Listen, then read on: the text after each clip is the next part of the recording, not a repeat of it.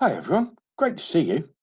Today we're continuing to look at wisdom. Specifically, we're going to look at making wise choices. You see, sometimes it's not easy to make the right choice. Sometimes we might not even know what the right choice is. And other times, even if we do know what the right thing to do is, it's not always easy. And there may be other choices that seem easier and more fun. A little while ago, we looked at the journey of a guy called Abraham and his wife, Sarah. He had a lot of choices to make, leaving his family, traveling for hundreds of miles to Haran and then Canaan. He was successful and safe where he lived in Ur. He had his family around him, and everything was good. But God spoke to him, and he chose to leave his family and follow what God was saying. It would have been very easy for him to ignore those voices in his head as dumb thoughts and for Abraham to stay where he was. Surely that would have been the sensible thing to do. But Abraham recognized God's voice. He took a risk and he followed God's path. And as a result, God promised Abraham that he would be the father of a great nation. God promised Abraham that his descendants would be more numerous than the stars.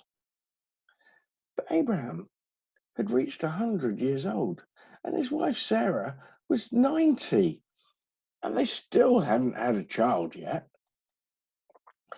But because Abraham trusted and feared God, God blessed Abraham and Sarah with a son, Isaac. Isaac was the answer to all their prayers, and surely through Isaac, God's promises would come true. But Abraham's path was not straightforward. He still had some big choices to make, maybe even the biggest choices. Some years later, God again spoke to Abraham. He said to him, "Take Isaac, your only son, the son that you love and who I gave you miraculously.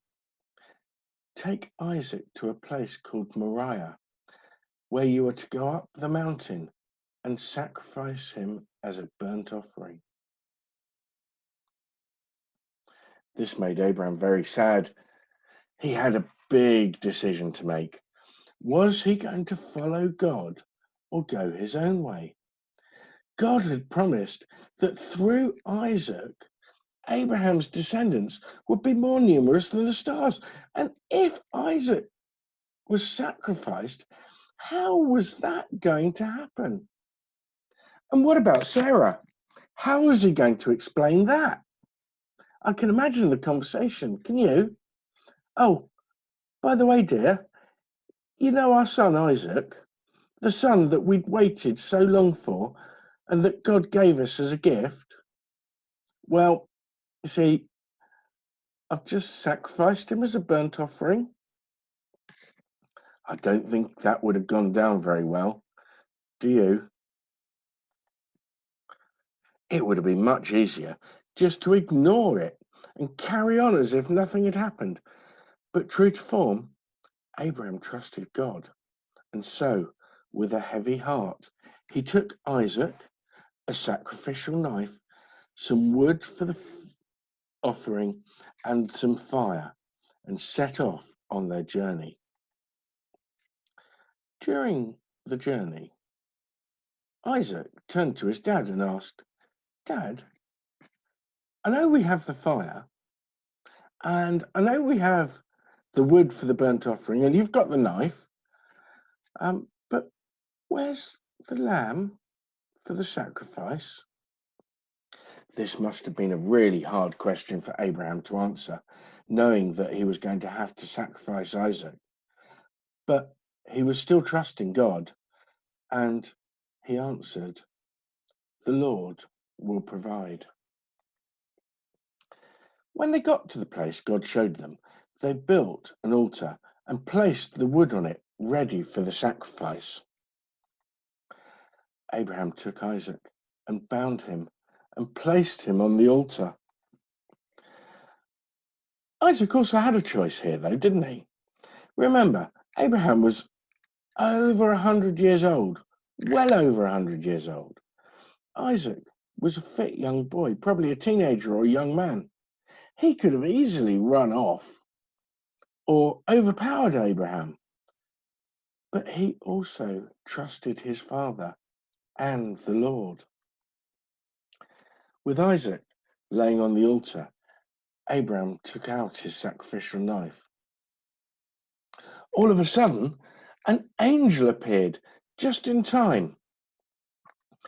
The angel told Abraham to stop and to release Isaac. A few seconds later, and it would have been curtains for Isaac, Abraham looked up, and there he saw a ram caught in a bush, which he took and sacrificed it in Isaac's place. He called that place, "The Lord will provide." The angel confirmed to Abraham God's promises that his descendants would be more numerous than the stars in the sky and the sand on the seashore. And later, Isaac had a son called Jacob, and Jacob had 12 sons. The families of these 12 sons became the 12 tribes of Israel. And thus, as Israel grew, so God's promise to Abraham was fulfilled. But here's the thing: Abraham didn't do what God told him to in order to get a reward. After all, what earthly reward could possibly be worth sacrificing his son? He did it because he loved and feared God. He trusted him, even when it was really hard, and even when he couldn't see a good reason. And not following God seemed much more sensible. Can you think of any times when you followed God's path, or even when you haven't? How did it turn out? Thank you.